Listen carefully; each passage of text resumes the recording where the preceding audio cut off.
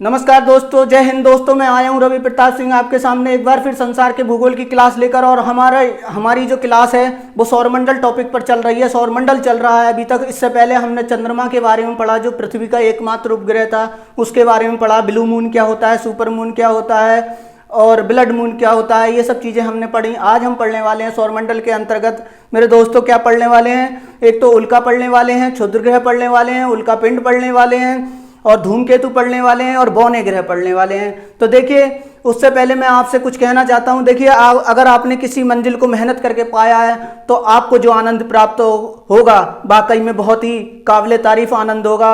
आप जब देखेंगे, उस आनंद को प्राप्त करेंगे तो आपके अंदर एक बहुत ही अच्छी अनुभूति होगी। और देखिए, एक बार फिर मैं आपसे कहना चाहता हूं कि लहरों के डर से नौका पार नहीं होती और कोशिश करने वालों की कभी हार नहीं होती। तो आज हम पढ़ने वाले हैं मेरे दोस्तों क्षुद्र ग्रह के बारे में। क्षुद्र ग्रह क्या होते हैं? देखिए, इनको हम अवांतर ग्रह, क्षुद्र ग्रह, लघु ग्रह या एस्टेरॉइड्स भी बोलते हैं। देखिए, होता क्या है, जैसे ही हम सूर्य से चलेंगे तो सबसे पहले बुध आएगा, बुध के बाद शुक्र आएगा, शुक्र के बाद पृथ्वी आएगी, पृथ्वी के बाद मंगल आएगा। जैसे ही हम मंगल से आगे बढ़ेंगे, बृहस्पति के लिए बढ़ेंगे, तो उससे पहले हमको एक एस्टेरॉइड बेल्ट पार करनी होगी, जो पूरी तरीके से क्षुद्र ग्रह और अवांतर ग्रह या लघु ग्रह से मिलकर बनी है। उसमें कुछ बौने ग्रह भी हैं, एक आध दो। तो देखिए, होता क्या है, वैज्ञानिकों का अनुमान है कि ये जो बने हैं क्षुद्र ग्रह बेल्ट जो बनी है, हमारी एस्टेरॉइड बेल्ट जो बनी है, किसी ग्रह के टुकड़ों से बनी हुई है। ठीक है, इनमें जो है अनियमित आकार के पिंड हैं जो धातु के बने हुए हैं, ठीक है, और मिट्टी के बने हुए हैं। और ये हमारी पृथ्वी के लिए खतरा है, लेकिन जुपिटर हमें बहुत ज़्यादा बचाता है, क्योंकि जुपिटर की ग्रेविटी जो है, बृहस्पति ग्रेविटी बहुत ज़्यादा हमारी पृथ्वी को वो बचाने में बहुत अहम योगदान निभाता है। और लेकिन कभी कभी फिर भी हमारी पृथ्वी तक एस्टेरॉइड आ जाते हैं। देखिए, करोड़ों साल पहले जो डायनासोर का अंत हुआ था, वैज्ञानिकों का अनुमान है कोई बड़ा क्षुद्र ग्रह हमारी पृथ्वी से टकराया था, तब उसका पूरा विनाश हो गया था उस काल का। तो देखिए, दोबारा से हमारी पृथ्वी पर जीवन आया है, पनपा है दोबारा से। तो देखिए, हम क्षुद्र ग्रह के बारे में पढ़ने वाले थे। अब देखिए, क्षुद्र ग्रह होता क्या है। आइए देखिए, हमको क्षुद्र ग्रह की जो एस्टेरॉइड बेल्ट है उसको 3 भागों में बांटा है। 3 भागों में बांटा हुआ है वैज्ञानिकों ने। पहली है मुख्य पेटी। मुख्य पेटी जो है 2 से 4 एस्ट्रोनॉमिकल यूनिट तक है, 2 से 4 खगोलीय इकाई तक है। और इसमें जो क्षुद्र ग्रह पाए गए हैं वो है हंगेरिया, फिलोरा, फोकिया, कोरोनिस, इओस, थेमिस, सीवेल और हिल्डा। ठीक है, इनमें से कोई भी क्वेश्चन बन सकता है कि निम्न में से कौन सा क्षुद्र ग्रह है। तो अगर क्वेश्चन आ जाए तो आप क्षुद्र ग्रह याद कर लीजिए, हंगेरिया, फिलोरा, फोकिया, कोरोनिस, इओस, थेमिस, सीवेल और हिल्डा। ये कौन सी पेटी में है? ये मुख्य पेटी में है, जो 2 से 4 एस्ट्रोनॉमिकल यूनिट यानी 2 से 4 खगोलीय इकाई के बीच मानी गई है। देखिए, एक होती है पृथ्वी के निकट वाले जो है क्षुद्र ग्रह पेटी है, उसमें जो पाया गया है अमोरो, अपोला और एटेन। अमोरो, अपोला और एटेन। अमोरो, अपोला और एटेन क्या है? क्षुद्र ग्रह उसमें पाए गए हैं। देखिए, एक है ट्रांजस क्षुद्र ग्रह पेटी। देखिए, इस पेटी में क्या होता है, ये बृहस्पति के समीप वाली पेटी है। इसमें लगभग 100 एस्टेरॉइड अभी तक पहचाने जा चुके हैं वैज्ञानिकों के अनुसार। ठीक, और क्षुद्र ग्रह पहचाने गए हैं। और इसमें सीरज एक क्षुद्र ग्रह है जिसको पियाजे ने खोजा था, पियाजे वैज्ञानिक ने खोजा था, जो एक खगोल शास्त्री हैं। फिर पलास, ठीक, जूनो और वेस्टा, ये बड़े क्षुद्र ग्रह हैं। इसमें पलास, जूनो, वेस्टा बड़े क्षुद्र ग्रह हैं। कौन सी पेटी में है? ट्रांजन्स क्षुद्र ग्रह पेटी, जो कि बृहस्पति के समीप है। देखिए, मैंने ये फिगर बना रखा है, ये सूर्य है, ये हमने बुध दिखा रखा है, ये शुक्र दिखा रखा है, ये हमारी पृथ्वी है और ये मंगल है। जैसे ही मंगल से आगे बढ़ेंगे तो ये क्षुद्र ग्रह पेटी मैंने दिखा रखी है। ये लगातार सूर्य का चक्कर लगाते रहते हैं। और कभी कभी क्या होता है, कुछ क्षुद्र ग्रह भटक कर हमारी पृथ्वी की ओर चले आते हैं। आप लगातार न्यूज में देखते होंगे कि एक क्षुद्र ग्रह हमारी पृथ्वी की तरफ आ रहा है, वो इतने लाख किलोमीटर से गुजर गया है, या फिर पृथ्वी और चंद्रमा के बीच में से गुजर गया है। तो कभी कभी क्या होता है, पृथ्वी के जो है गुरुत्वाकर्षण बल के कारण खिंचे चले आते हैं और पृथ्वी पर विनाश का कारण भी बन सकते हैं। देखिए, आगे देखिए, 23 सितंबर 2019 को एक क्षुद्र ग्रह, देखिए 23 सितंबर 2019 को एक क्षुद्र ग्रह था, ठीक है, उसका नाम था 2006 PB, वो BP32, 2006 BP32। ये इसकी 2006 में खोज हुई थी। इसको जो है इंटरनेशनल एस्ट्रोनॉमिकल यूनियन यानी अंतर्राष्ट्रीय खगोलीय संघ ने पंडित जसराज के नाम पर इसका नाम रख दिया है, याद रख लेना, ठीक है। पंडित जसराज के नाम पर क्षुद्र ग्रह का नाम रखा गया, उसका नाम था 2006 BP32, ठीक। आगे देखिए, ट्रोजन्स क्षुद्र ग्रह क्या होते हैं, एक ये है ट्रांजन्स पेटी है और ये है ट्रोजन्स क्षुद्र ग्रह, ठीक। दोनों में अंतर समझ लीजिए। ट्रोजन्स क्षुद्र ग्रह क्या होते हैं, ये क्षुद्र ग्रह ऐसे होते हैं, ये किसी ग्रह के पीछे या आगे उसकी कक्षा के साथ साथ चक्कर लगाते रहते हैं, ठीक है। और ये कभी भी किसी भी ग्रह से टकराते नहीं हैं, ये लगातार चक्कर लगाते रहते हैं और 60 अंश के कोण पर, ठीक है, 60 अंश के कोण पर ये बने हुए रहते हैं और ये लगातार चक्कर लगाते रहते हैं, ठीक। और देखिए ये जो ट्रोजन्स क्षुद्र ग्रह हैं वो शुक्र के कक्षा में भी है, पृथ्वी की कक्षा में भी है, मंगल की कक्षा में भी है, बृहस्पति की कक्षा में भी है, अरुण की कक्षा में भी है, वरुण की कक्षा में भी है।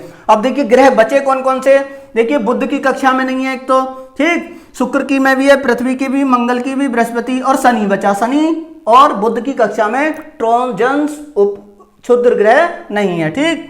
आगे देखिए जापान का एक हायाबुसा यान, कौन सा हायाबुसा यान, इटोकोवा क्षुद्र ग्रह, एक क्षुद्र ग्रह का नाम है इटोकोवा क्षुद्र ग्रह पर पहुंचा और वहां से उसने खुदाई की, मिट्टी के नमूने लेके आया है और वापस पृथ्वी पर आया, उस पर अध्ययन चल रहा है, ठीक।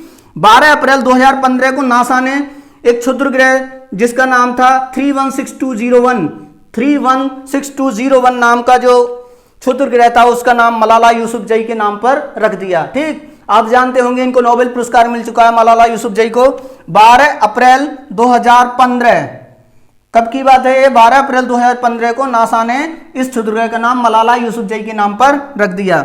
अब देखिए डबल एस्टेरॉइड एक जो है प्लान है नासा का, एक मिशन है, इसको कहते हैं double asteroid redirection test, double asteroid redirection test, इसको शॉर्ट में डार्ट भी बोलते हैं, ठीक है। ये नासा का मिशन है, ये एक तरीके से ये समझ लीजिए कि उसने एक मिशन तैयार किया है जिसमें बहुत सारे जो है स्पेस मशीनें लगाई हैं, ठीक है, और उपग्रह वगैरह से उसकी जो है निगरानी की जा रही है। और ये जो प्लान है ये क्षुद्र ग्रह से बचाव के लिए प्लान है, ये क्षुद्र ग्रह से बचाव के लिए प्लान है। तो देखिए आगे हम पढ़ने वाले हैं पुच्छल तारे, ठीक है, जिनको हम धूमकेतु भी बोलते हैं। तो आइए दोस्तों पढ़ते हैं पुच्छल तारे या धूमकेतु।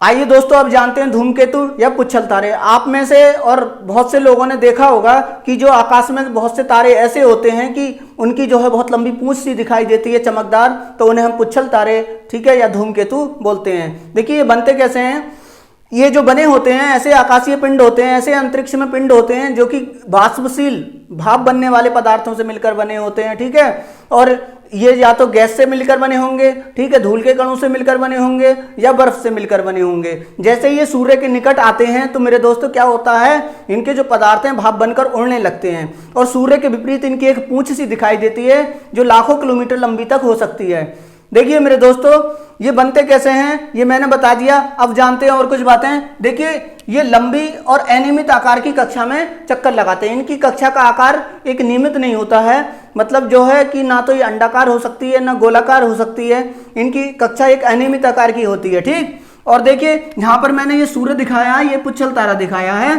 ठीक है। ये जो भाग होता है, जो मेन पॉइंट होता है, इसको हम कॉमा बोलते हैं, ठीक है। क्या बोलते हैं, कॉमा बोलते हैं, ठीक है। शीर्ष जो होता है इसका हम क्या बोलते हैं, कॉमा बोलते हैं। और देखिए इसकी इसकी जो पूंछ होती है इसको दो भागों में बांट सकते हैं। एक तो होती है धूल कणों से युक्त, एक होती है आयोनाइज्ड मतलब आयन के रूप में होती है, पॉजिटिव और निगेटिव के रूप में इनके पदार्थ जो होते हैं। और जान लेते हैं, देखिए हेली धूमकेतु जो होता है, हेली एक धूमकेतु है जो 76 वर्ष बाद हमको दिखाई देता है। कितने वर्ष बाद, 76 वर्ष बाद, ठीक। आगे देखिए हेलबाप एक धूमकेतु था जो 23 जुलाई 1995 को खोजा गया था, ठीक। और ये बृहस्पति की कक्षा में था। कहाँ था, बृहस्पति की कक्षा में चक्कर लगा रहा था और इसकी खोज की थी एलन हेल तथा थॉमस बाप ने, एलन हेल और थॉमस बाप ने। तो हेल और बाप इन दोनों के नाम से मिलकर हेल बाप बना है। हेल बाप को धूमकेतु जो है कब खोजा गया, 23 जुलाई 1995 को खोजा गया, ठीक। और ये बृहस्पति की कक्षा में खोजा गया। आगे देखिए शूमेकर लेवी 9 शूमेकर लेवी 9 की खोज किसने की? ड्यूगेन, कैरोलिन शूमेकर और डेविड लेवी, ये 3 वैज्ञानिक थे जिन्होंने ड्यूगेन, कैरोलिन शूमेकर और डेविड लेवी, ये कनाडा के थे और ये दोनों अमेरिका के थे और 1993 में इसकी खोज की गई।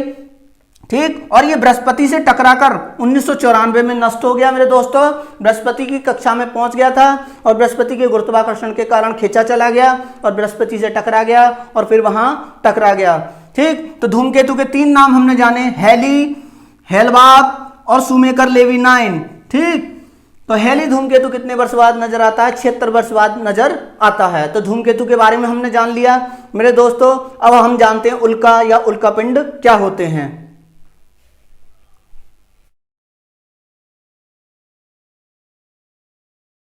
आइए दोस्तों अब जानते हैं उल्का या उल्कापिंड क्या होते हैं। देखिए मेरे दोस्तों, रात के समय में आपने देखा होगा कि जो है बहुत से कण जो हैं जलते हुए आते हैं, हम कहते हैं तारा टूट गया है, लेकिन वो तारा नहीं होता है, वो उल्का होती है। ठीक है, होता क्या है, देखिए हमारी पृथ्वी के चारों तरफ जो है बहुत से पिंड अनियमित आकार के चक्कर लगाते रहते हैं इस ब्रह्मांड में। तो होता क्या है, गुरुत्वाकर्षण की वजह से वो अनियमित आकार के पिंड हमारी पृथ्वी के वायुमंडल में प्रवेश कर जाते हैं और जलना शुरू हो जाते हैं। उनको उल्का या उल्कापिंड कहते हैं। लेकिन हम लोग सामान्य भाषा में बोल देते हैं कि तारा टूट रहा है, लेकिन वो तारा नहीं होता है। होता क्या है, देखिए मेरे दोस्तों, ये जो उल्काएं होती हैं, ये पिंड जो होते हैं जो हमारी पृथ्वी के चारों तरफ और इस सौरमंडल में चक्कर लगाते रहते हैं, ये कुछ सेंटीमीटर से और कुछ किलोमीटर तक लंबे चौड़े हो सकते हैं। ठीक है, होता क्या है, जब ये गुरुत्वाकर्षण की वजह से हमारी पृथ्वी के वायुमंडल में प्रवेश करते हैं तो ये जलना शुरू कर देते हैं और जलकर खाक हो जाते हैं। इन्हीं को हम क्या बोलते हैं? उल्का या उल्कापिंड बोलते हैं। उल्का क्या होती है मेरे दोस्तों, अगर वो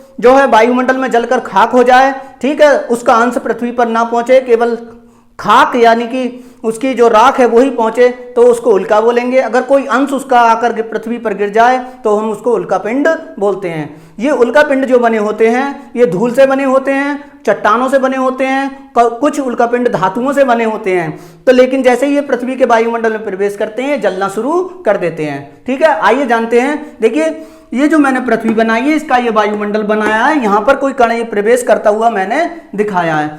जैसे ये प्रवेश करा तो इसमें क्या हुआ, जलना शुरू हो गया, इसी को हम उल्का बोलते हैं। ठीक, अब अगर इसका कुछ अंश बच के अगर हमारी पृथ्वी पर गिर जाए तो हम उसको उल्कापिंड या उल्कास्म बोलेंगे। ठीक, देखिए ये 12 से 75 किलोमीटर प्रति सेकंड की दर से हमारी पृथ्वी के चारों तरफ चक्कर लगाते हैं। देखिए नवंबर 2007 में वैज्ञानिकों ने इसे लियोनिड की संज्ञा दी। ठीक, उल्का बनने की देखिए सर्वोच्च ऊंचाई 130 किलोमीटर है। कितनी? 130 किलोमीटर। वैज्ञानिक मानते हैं कि अधिकतम 130 किलोमीटर पर जो है ऊंचाई पर उल्का बन जाती है, उससे ऊपर उल्का नहीं बनेगी। ठीक, 130 किलोमीटर पर बन जाती है उल्का। लेकिन सामान्यतः उल्काएं जो बनने की ऊंचाई है वो 95 किलोमीटर, सामान्यतः 95 किलोमीटर पर आकर उल्का बनती हैं, लेकिन अधिकतम क्या है 130। कुछ उल्काएं 130 किलोमीटर ऊंचाई पर भी उल्का बन जाती हैं। ठीक, आगे देखिए, और उल्काएं जो नष्ट होने की कितनी है 80 किलोमीटर। जैसे ही वायुमंडल में प्रवेश करेंगी जलना शुरू हो जाएंगी और जलकर अधिकतर जो उल्काएं हैं वो 80 किलोमीटर पर ही नष्ट हो जाती हैं। ठीक, अब अवशेष अंश जो होता है उल्कापिंड कहलाता है, ये मैंने बता दिया। सबसे बड़ा उल्कापिंड जो है नामीबिया एक जो है क्या है, देश है, अफ्रीका का देश है। इसमें ग्रूट फोंटीन नामक एक जगह है, वहां पर जो है सबसे बड़ा उल्कापिंड पाया गया है। आगे देखिए, एक बैरिगर क्रेटर है यूएसए में, United state of America, America में एक बैरिगर क्रेटर है जिसका निर्माण वैज्ञानिक मानते हैं उल्कापिंड गिरने से ही हुआ है। देखिए हमारे भारत में महाराष्ट्र जो है एक स्टेट है, उसमें एक लोनार झील है। वो भी वैज्ञानिक मानते हैं कि लोनार झील का जो निर्माण हुआ है वो उल्कापिंड गिरने से हुआ है। ये बहुत गहरी है, लगभग 100 फीट गहरी है। ठीक, अब आगे जानते हैं हम बौने ग्रह या ड्वार्फ प्लैनेट्स क्या होते हैं। देखिए ये अवधारणा जो आई है, ठीक है, ये कॉन्सेप्ट जो आया 2006 में आया है, जब इंटरनेशनल एस्ट्रोनॉमिकल यूनियन यानी अंतर्राष्ट्रीय खगोलीय संघ का एक सम्मेलन हो रहा था चेक गणराज्य के प्राग शहर में। तो वहां पर जो है ये अवधारणा आई कि बौने ग्रह जो है बनाए गए। ठीक, तो उसमें जो है प्लूटो को शामिल किया गया। पहले 9 ग्रह होते थे, बाद में प्लूटो को जो है बौने ग्रह में शामिल कर दिया। देखिए बौने ग्रह होते क्या हैं, ये हमारी पृथ्वी का चंद्रमा जो उपग्रह है उससे भी छोटे होते हैं, लेकिन ये गोलाकार होते हैं, इनके पास पर्याप्त गुरुत्व होता है। ठीक, अपना और होता क्या है, इनके कुछ के जो है उपग्रह भी हैं। और दूसरी बात, और देखिए एक बात और है कि ये जो है अपने पड़ोसी ग्रह की जो है कक्षा का अतिक्रमण कर लेते हैं, मतलब उसकी कक्षा में प्रवेश कर जाते हैं। इनकी कक्षा जो है वृत्ताकार नहीं होती है, ठीक। तो इनको हम क्या कहते हैं, बौने ग्रह। हमारे सौरमंडल में देखिए 5 बौने ग्रह हैं, इनका नाम याद कर लीजिए। यम यानी प्लूटो, ठीक, सेरिस, क्या सेरिस, ठीक, और माके यम प्लूटो सेरिस, ठीक, यम या प्लूटो सेरिस माके, ठीक, हाउमिया और एरिस, हाउमिया और एरिस 5 नाम है, ये याद कर लीजिए। बौने ग्रह के बारे में पूछा जा सकता है, ठीक, ऑप्शन में आ सकता है बौने ग्रह, इनमें से बौना ग्रह कौन सा है, तो आपको बताना पड़ेगा ड्वार्फ प्लैनेट कौन सा है, ठीक। तो 5 कौन कौन से हैं, यम या प्लूटो, सेरिस, माके, हाउमिया और एरिस, ठीक। थैंक यू, धन्यवाद। मैं यहाँ ही क्लास को समाप्त करता हूँ। जल्दी मेरी क्लास आने वाली है, आप चिंता मत कीजिए, मेरे साथ जुड़े रहिए। मेरी वीडियो को लाइक कीजिए, शेयर कीजिए, चैनल को सब्सक्राइब कीजिए और लोगों में, दोस्तों में ज़्यादा से ज़्यादा ज्ञान को बांटिए मेरे, ठीक। मैं चाहता हूँ कि हर बच्चे के पास मेरा ज्ञान पहुँचे। और मैं जो है भूगोल फ्री ऑफ कॉस्ट यूट्यूब पर पढ़ा रहा हूँ, और मैं समझता हूँ कि ये जो भूगोल में पढ़ा रहा हूँ, इतना जो है कंटेंट कोई नहीं दे रहा होगा इस यूट्यूब पर, ठीक। थैंक यू, धन्यवाद। जय हिंद, जय भारत।